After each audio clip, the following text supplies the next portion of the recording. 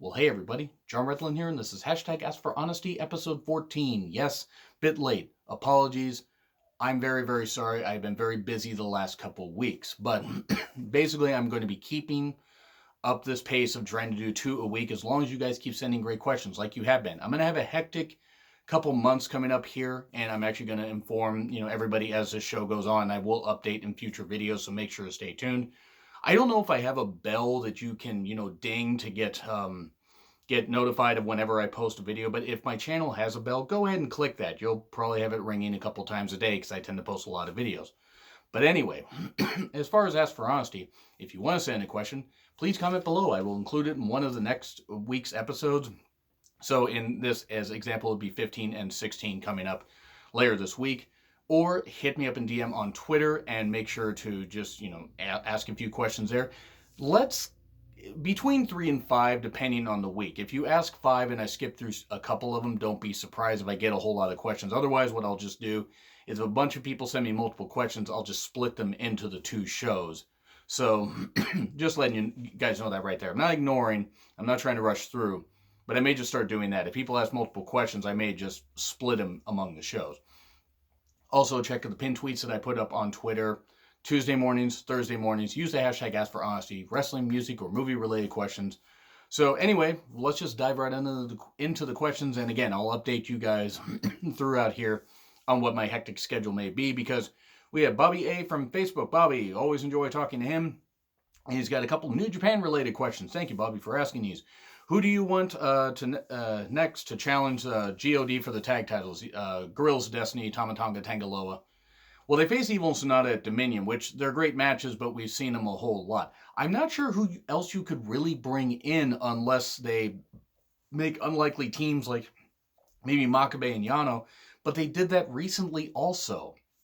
So, and they're part of the Never Openweight 6-man champions. So, I'm not really sure who you could do. You could have, because the next team that challenges them should be the ones to take the titles from them. So you could have Shingo and somebody, but then they're going right back to LIJ. I'm not really sure who you could do. Davey Boy Smith Jr. just recently left the company because apparently he didn't like how he was being used or something. I'm not exactly sure on the reasoning, but I wouldn't be too surprised if that was a big reason for it.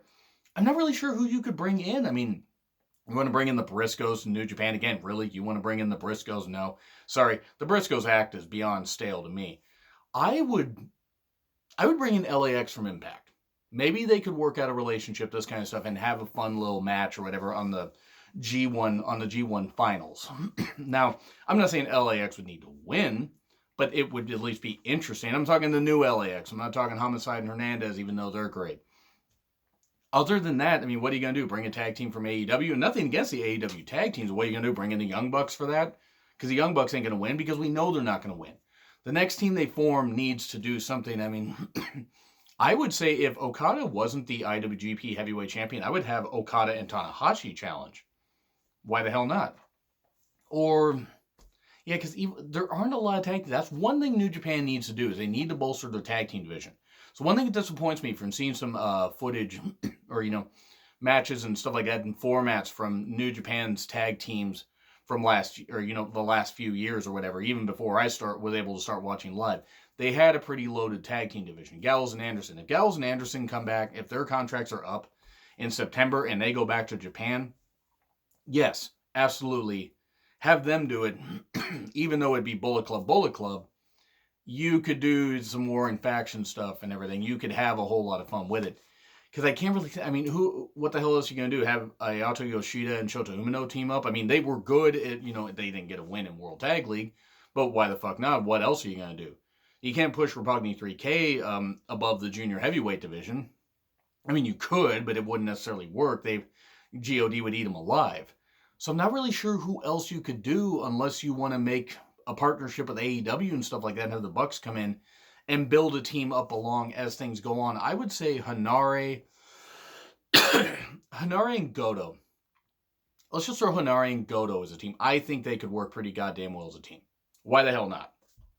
I know it seems like a bit thrown together or whatever, and maybe you have Ishii and Goto team up and have that happen. I mean, even though Ishii is a never openweight champion, maybe if Ishii loses at some point, Goto and Ishii could be that. But anyway, his second question, who do you think is going to be the surprise of the G1? Like, who do you expect to get more points than expected? Basically, like, who's a surprise dark horse pick? Maybe not necessarily dark horse pick, but he says, like White was last year. I mean, White's surprise means something a whole lot different in Japan. Do not ask me how I know that. For the love of God, do not ask me how I know that. Jokes aside, I think, and here's basically the deal. A Block, and I'm going to do G1 predictions at some point. They're going to announce the full cards for Mondays, on Mondays, Kizuna Road Night 2 show. So I believe they're going to do that either there or in a press conference later. So they're going to announce all that stuff. And you're going to have it all up on their website. I think Kenta could get some good points. I don't think Kenta's going to even be in the top 5. I would be very surprised. And of the point total among A and B Block, I'd be very surprised. Even though he got a whole lot of hype when he showed up at Dominion, and got a whole lot of hate, unjustifiable hate, I'm just going to say. But the one I think that could do pretty well, Jeff Cobb, Jeff Cobb and Taichi could tie, I think. And no, I'm not trying to make a pun there. But I think Jeff Cobb will end up with 10 points. Taichi will end up with 8. I think they're finally going to start using Taichi pretty well. I mean, I know he was just never Openweight champion as recently as Dominion when he lost to Ishii. But I think those are going to be 2. I think Shingo Takagi is going to finish in the top 2 of B Block. Because A Block, if you take a look, and I mean, this is for people to watch in Japan. If you take a look at A Block is loaded up here. And B Block is down here.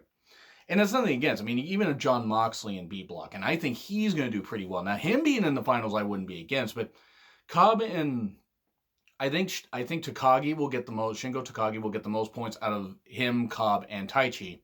But I think at the same time, I don't know if anybody's necessarily going to. I don't know if it's necessarily we're going to get anybody surprising in the finals. I think it's either going to be Naito and Ibushi, or it's going to be Ibushi and Moxley. And I know that's a bit of a spoiler, and I'll get into my G1 predictions sometime later, not in this video, but that's what I think is going to happen. Because I don't know who really. It's going to be pretty cut and dry who's going to win the blocks, in my personal opinion. As far as surprises, Cobb or Taichi, I think, could surprise us. And Will Ospreay, I think Goto's going to do better than people expect, because he was a 2008 winner. And I think him like Ishii are two of the unsung heroes in New Japan. Just hard hitting. Sure, they can't win necessarily, or they can't win the big one, but. Or at least, not now at that stage of their career, they can't win the big one. But I think they could be some surprising ones. This is a very loaded field with 10 in each. I was actually expecting them to expand to 24. I'm very disappointed they did not put Hanari in there, Toa Hanari. And Minoru Suzuki I would have expected to be in there. But then again, Minoru Suzuki is 52, and as tough as the man is, maybe they want to use him more sparingly, and maybe they think that him losing so much might take away his aura. Even though the guy's still one of the hardest hitters that they have. One of the hardest hitters in the world. So, like I said, Cobb or Taichi, I think, will get more points than expected.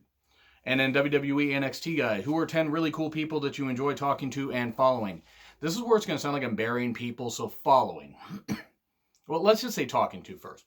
Valena WWE, you, Justin, WWE NXT guy. Now, we're talking about people on Twitter. TNA Creative, I enjoy talking to. Durb, obviously, but I get to interact with him, a couple times a week, since we're best friends and we live pretty damn close. Miss Melody, Muggsy Sam, Miss Melody, she's great. Muggsy Sam, Karen, she's cool to talk to. Big Bird 432, Frank Art 42, Eagles 1229. I'm just throwing out Twitter handles and stuff like that. Mike, I'll be Mike. If I pronounced your name wrong, I'm sorry, or your last name.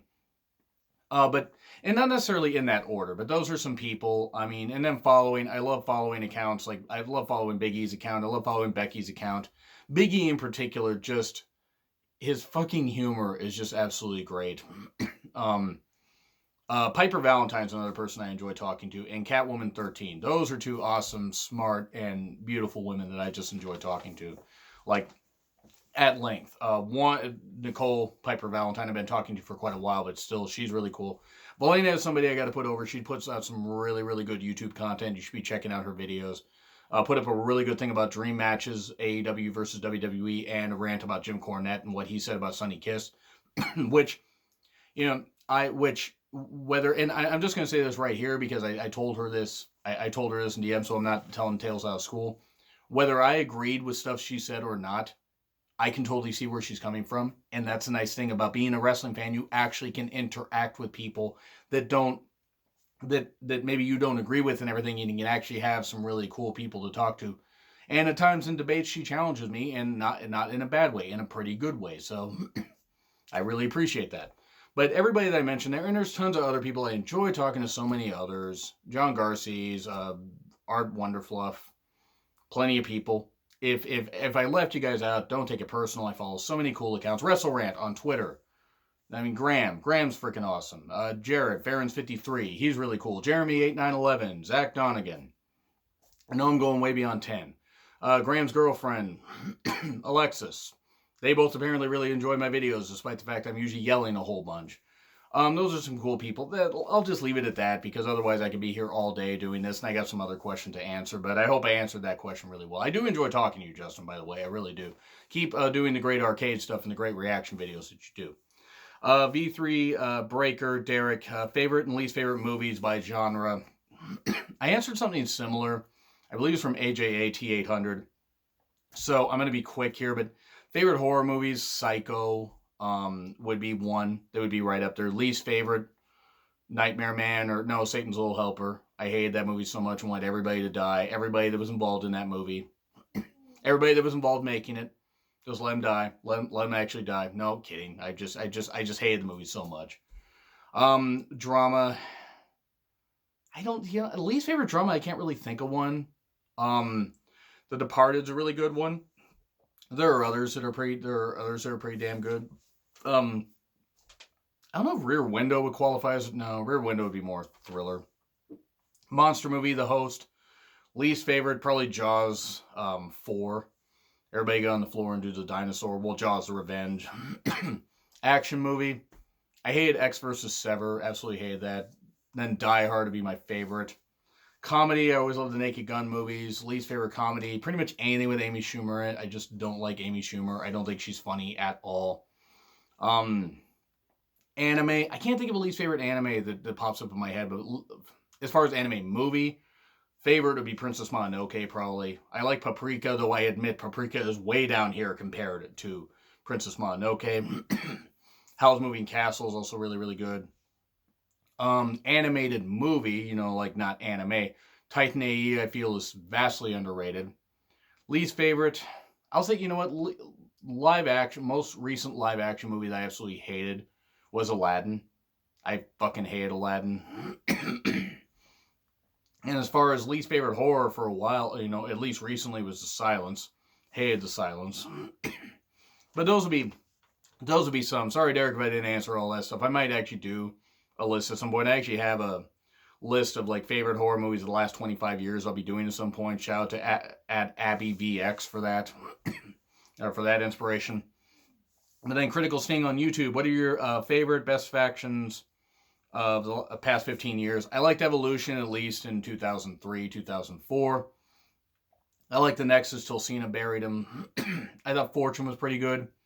Daniels and all that and everything. Daniels, Styles, and Rick, the new Four Horsemen in TNA. Didn't like Aces and Eights. Didn't really think Aces and Eights was that good.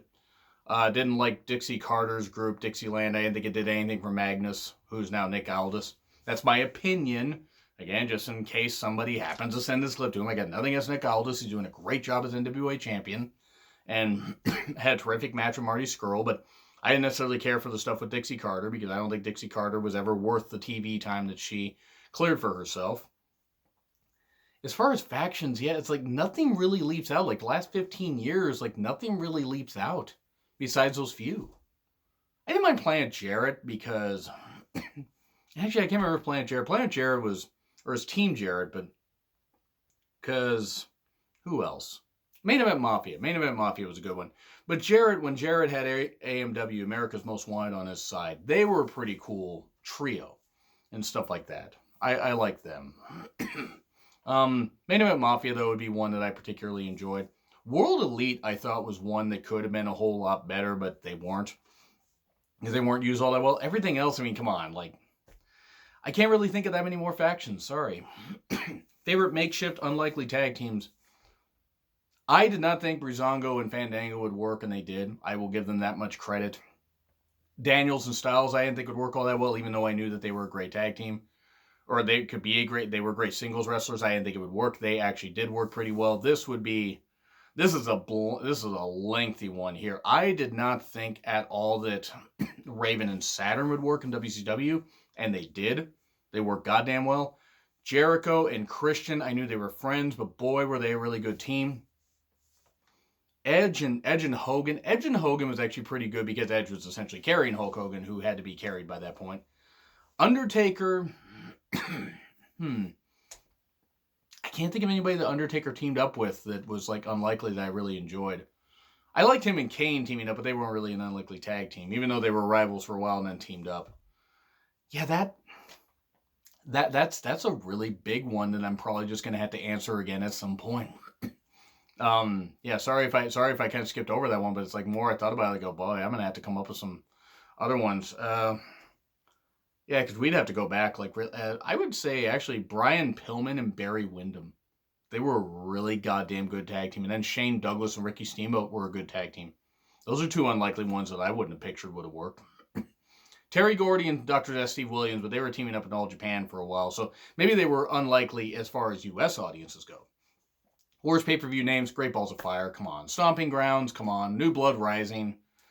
Some ECW pay-per-views I always thought were shit. The In Your House ones, Beware of Doge or Beware of Dog, I pretty much hate a lot of those. Great Balls of Fire would take the cake, though. Because it was a flaming dick. That's what it was. That one, I think I actually did a video sometime 2 years ago about worst pay-per-view names. Like, worst name pay-per-views, and just ran through a whole bunch. And actually, that one did pretty damn well. It was like over 600 views, which surprised me. Thank you for that. Now we get to Valena WWE's questions. And it's 5 questions, and a couple might turn to mini rants. So apologies if I'm not as detailed on some of these as you would expect. But one of these is going to be partly saved for my review of Stomping Grounds because it's Stomping Grounds related. The ticket sales for Stomping Grounds are extremely low, and there's still well over 10,000 seats still available. Of course, WWE will blame the location for the low ticket sales, but what do you think the reason is? Have you looked at the card? And I'm not picking on you. Have you looked at the card? It's rematches either for Money in the Bank that need to be blown off right there, or it's rematches from Super Showdown, a show nobody wants to remember. And Super Showdown was absolutely abysmal. I did a rant about it. Probably can't put a link up here, but may put just look down the channel and you'll see. I did it and was pretty much just absolutely insane for the full 36 minutes of it.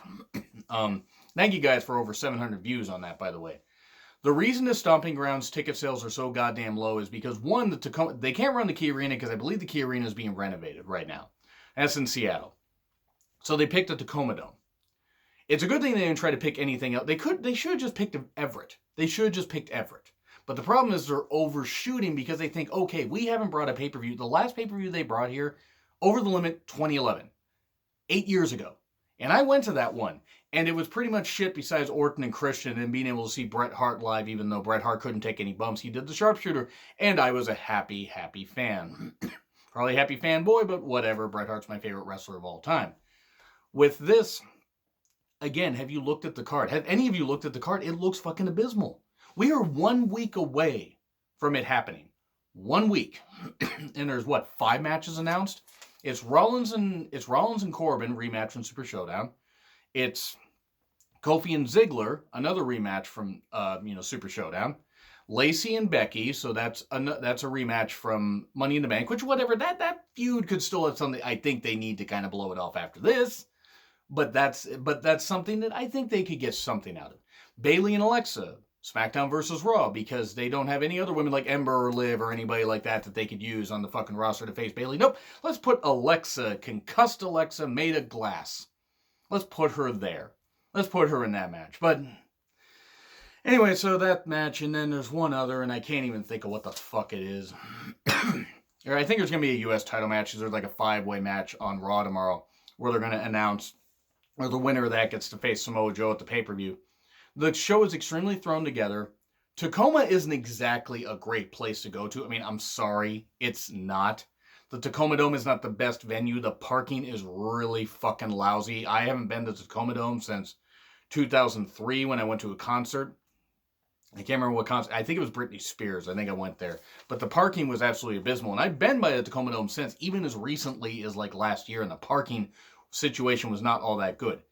It's rematch city, bitch. And for hashtag, not for you asking the question, of course. But it, just playing out the whole suplex city bitch thing. It's just rematch city. It's a low interest in the product. They're asking too much from the tickets, for the ticket prices. I've heard even rumors are doing 2-for-1 stuff, like you could get 2 tickets for a low price to fill that thing. And the capacity, I think, is 23,000 people. And they're doing this. If they still have over 10,000 tickets, one, they shouldn't have overshot like that. They should have just done it in Everett, because then they could have just had Raw, because Raw is going to be in the Everett Events Center or Xfinity Center or whatever, or Angel of the Winds Arena or whatever the fuck it's called. It's gone through so many names. And mind you, Stomping Grounds, by the way, at Tacoma Dome, it is only like 70 miles from me.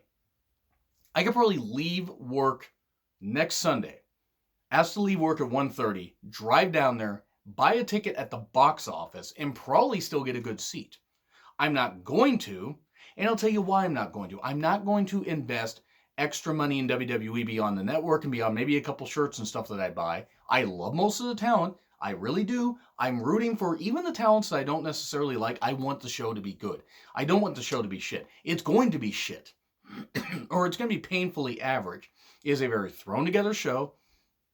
The Saudi shows are completely killing any of the interest that they have in a whole lot of, the card and the roster, because nobody can be champion for too goddamn long unless that person is willing to go to Saudi Arabia twice a year.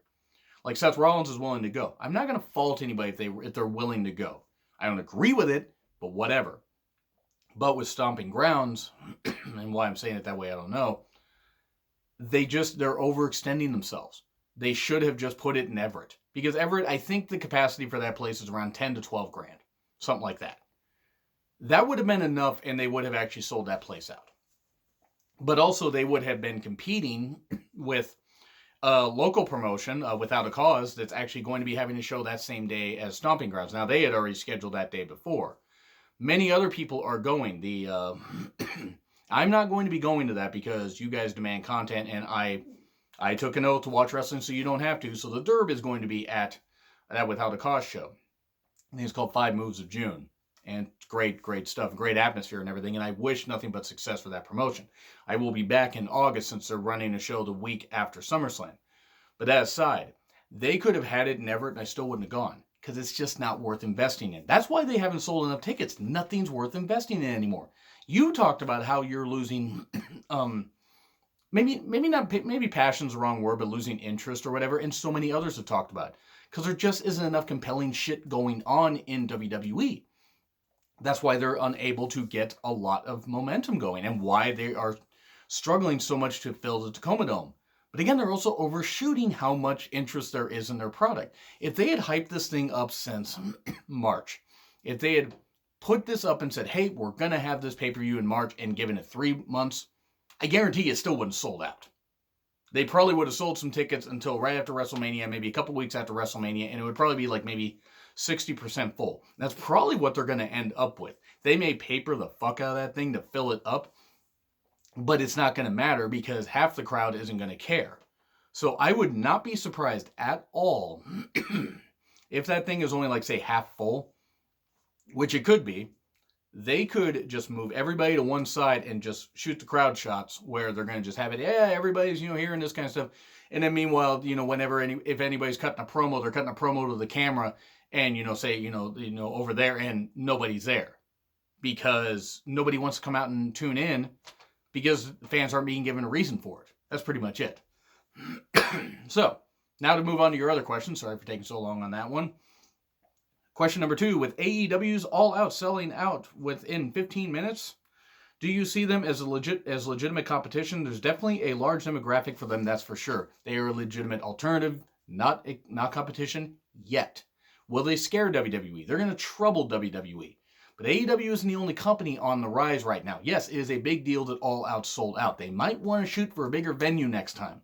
Since they're only planning to do 4 to 6 pay-per-views a year, that's the right call. It's kind of the amount of takeovers that are being done. So keeping that format and everything.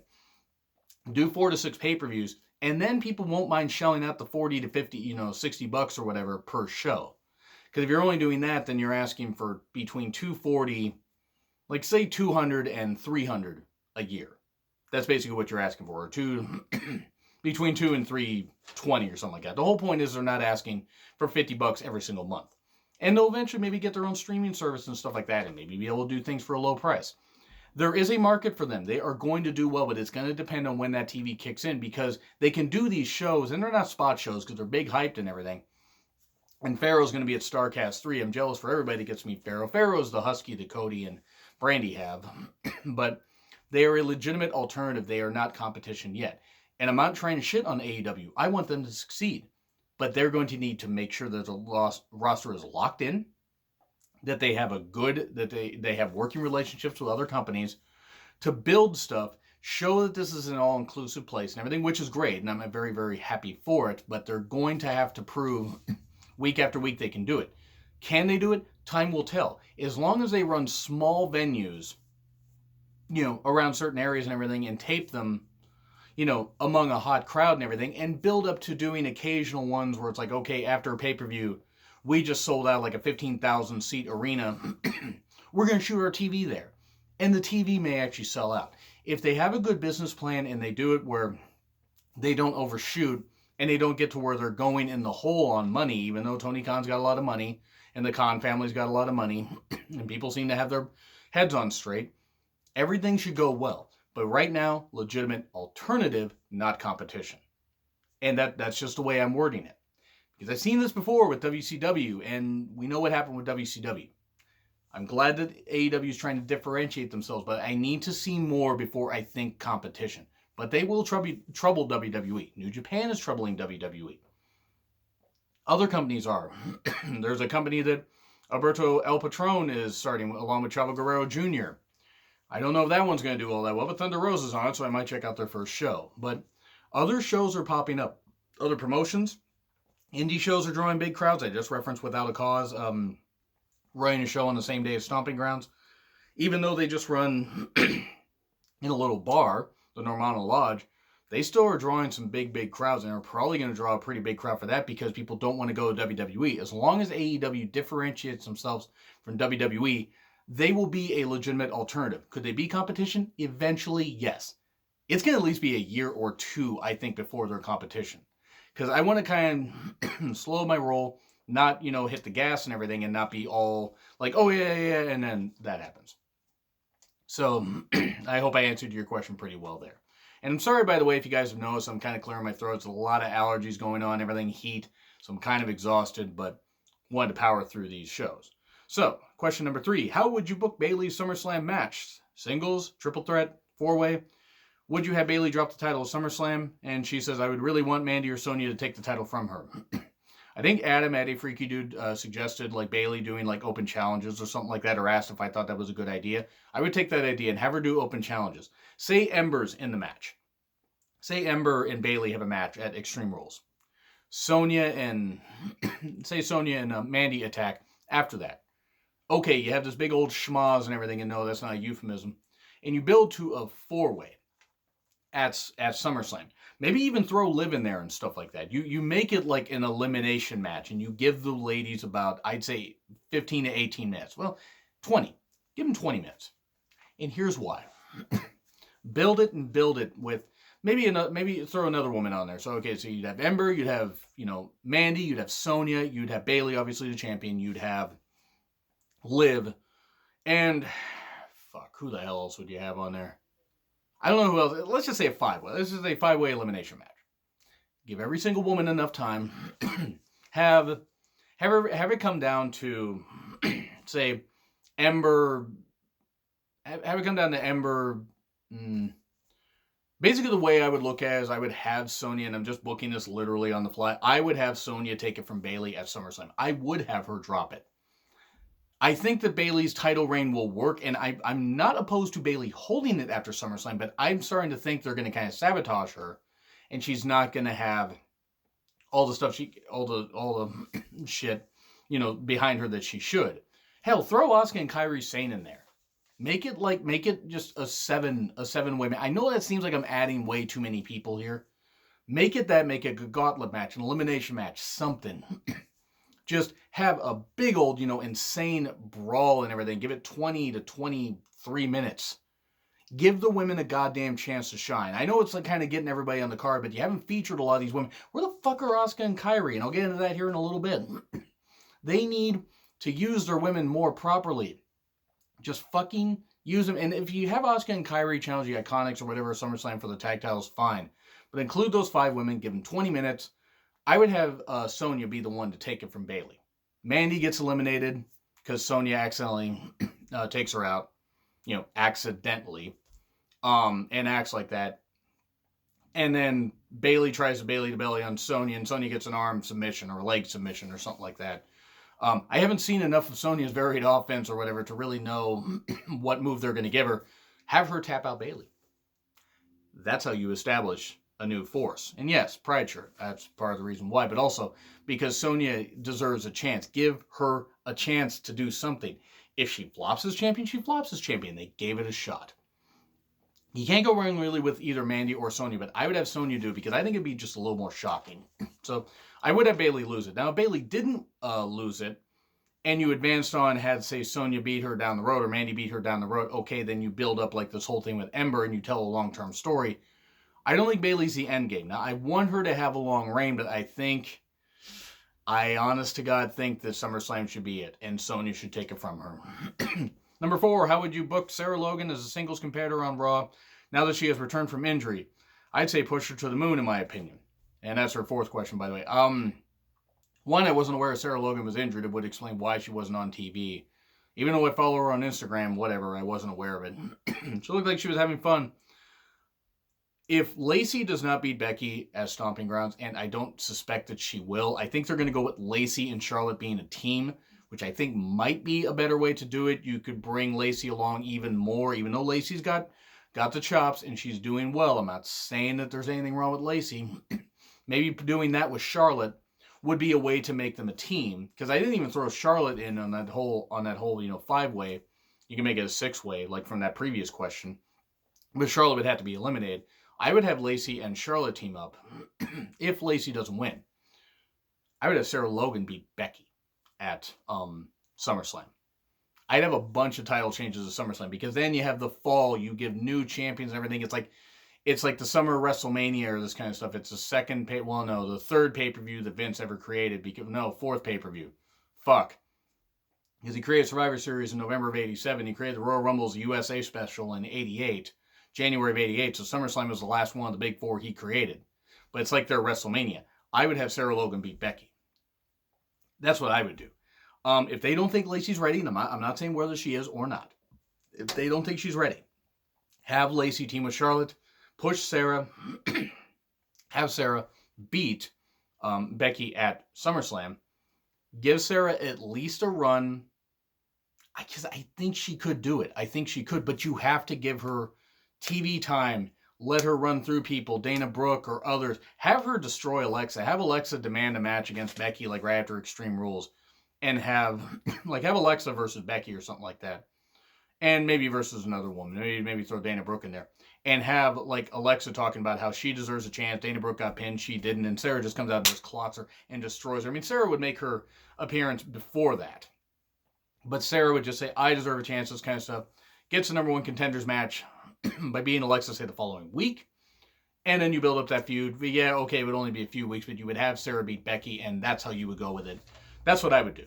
Honest to God, I would be very surprised they don't see what they have with Sarah. Sarah Logan, excuse me. Sarah Logan was super over in that Battle Royal. The Women's Battle Royal of WrestleMania. She deserves a chance. Give her a chance. I mean, I'm sorry. I don't understand how they can't see, as far as her look, her style, the fact that she's, and I'm not saying insultingly, but she's built different than some other women. She's not she's not slender, she's not big, she's not that, but she's stocky, she's powerful. She can be somebody that could be a good beacon of hope to other women and everything, much like Sonya, because Sonya's LGBTQ. I'm not saying Sarah is. Obviously, Sarah is. Well, Sarah could be. I don't know. But Sarah's married, but the way she looks, the style she has, the whole Viking thing, why not just have her fucking beat Becky? That's how you launch a new star. Because if Ruby's going to be out for a goddamn while, if you're just letting Sarah sit on the sidelines, you're not utilizing your women to the fullest potential. And the final question, do you think WWE wants the Iconics to hold on to the tag belts for 1 year, as they make no mention of them having credible contenders? They seem to have canceled the idea of Asuka and Kairi challenging the Iconics. Yeah, I don't know what the fuck they're doing, because apparently Asuka and Kairi are still wrestling. Neither of them are injured. The Iconics essentially are the Midnight Express from 1990. I'm not saying work rate wise, even though I think Peyton's a very good worker. I think Billy isn't too far behind her. I think they're a very complementary duo. They work well as a tag team. But they're the tag team champions, yet they lose every non-title match and this kind of stuff. They barely win. They're beating jobbers, which, okay, whatever, but they've been tag team champions since Mania. And I can't tell you anything memorable. And I love the Iconics. I think the Iconics are absolutely great. I don't know why they canceled the thing with Asuka and Kairi. Unless they're going to push it for SummerSlam. But by that point, put Charlotte and Lacey as a team, have it be a three-way. Put another team together. One from NXT, Vanessa Bourne and Aaliyah. Bring them up for just one shot. Have something like that happen. Make SummerSlam matter. Have the Iconics defend the titles in NXT UK or something like that. At the NXT UK take, well, no, that would be after SummerSlam.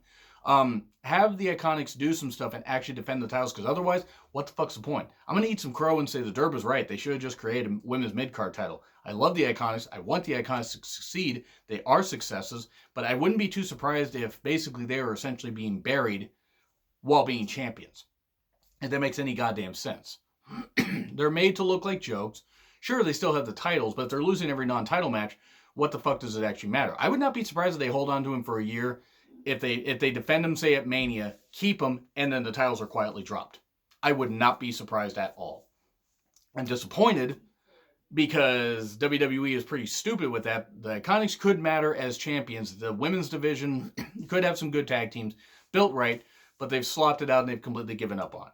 So anyway, I'm just finishing up on that. So I apologize for rushing through any questions. But anyway, agree, disagree, what I said, like, share, subscribe, Twitter handle in the description.